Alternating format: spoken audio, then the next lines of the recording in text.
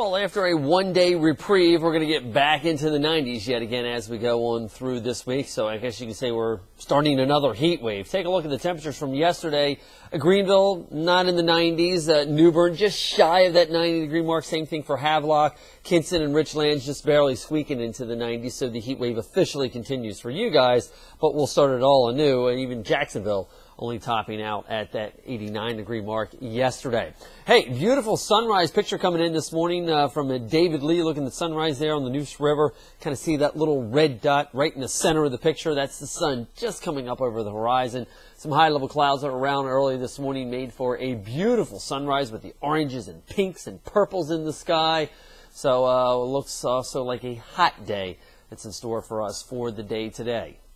As I mentioned, a little bit steamier than we saw the last couple days. Dew points have climbed back up into the upper 60s and low 70s, so it's going to feel more like 100 degrees as we head on through the afternoon hours today. Now, as far as what we're going to be tracking as we head on through the afternoon hours the next couple days, isolated thunderstorms possible today, better chance tomorrow, and especially going into Thursday. Any of these storms could have some brief heavy downpours, potentially some gusty winds associated with them, but on the backside of them, that means the heat is going to rebuild and we're back into the upper 90s as we head in through this upcoming weekend. So here's how things shape up for your Tuesday. Looking at a Storm Track 12 forecast, talking about low to mid 90s with temps even at the beaches into the mid to upper 80s. Again, hot and humid with an isolated storm around.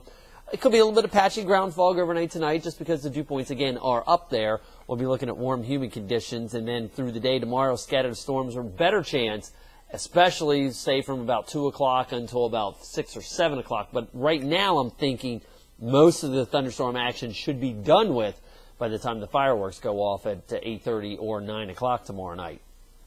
Temperatures, that's going to be the big deal as we go through the next couple days. Again, back into the mid-90s for the day today. Sea breeze front making its way inland and keeping us even at the beaches into the upper 80s for the day today.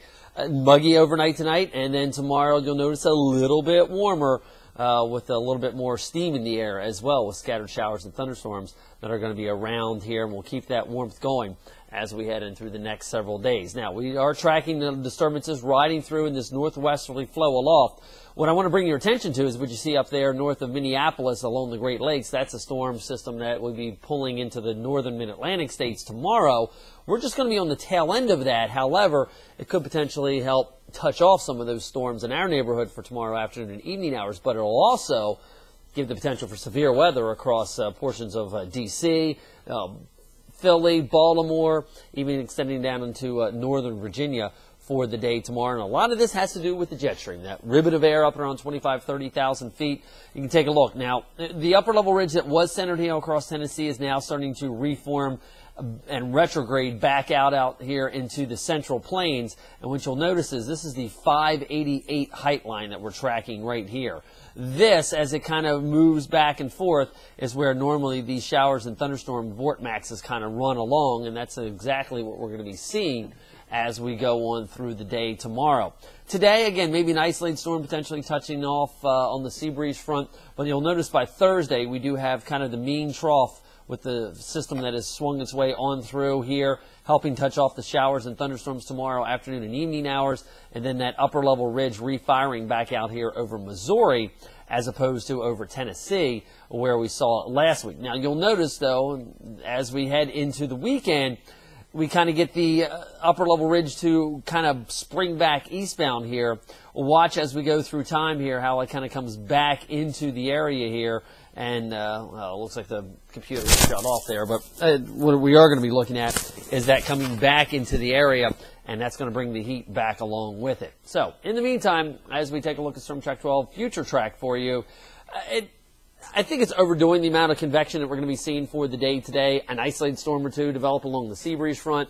However, it's not going to be all that widespread as to what future track is showing us here. And then as we go overnight tonight, warm, humid, muggy night here. Now, tomorrow you notice the flow going a little bit more west to east, and as a result, I think a little bit better chance of the upper disturbance coming through. Showers and thunderstorms scattered about, especially along that sea breeze front for inland spots tomorrow afternoon hours. However, here's what I want to show.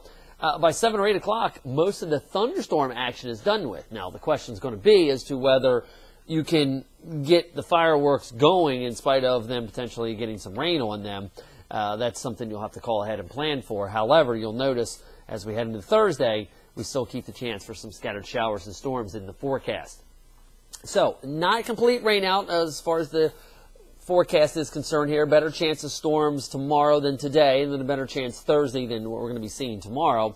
If you're kind of planning ahead on what the 4th of July is going to be like here for your holiday, we are going to be looking at temperatures into the low 90s already shortly after lunchtime. And then once those showers and storms develop along the sea breeze front, we'll cool things back. But still muggy. You're headed outside for any of the firework activities. It's looking at temps into the upper 70s by the time they go off in the evening hours. Once we get into the weekend, though, that upper level ridge rebuilds and temperatures are back into the upper 90s, close to that 100-degree mark, with humidity around, so it'll feel more like 105 and 110 as we head on into the weekend. I'm Storm Track 12 meteorologist Les Still.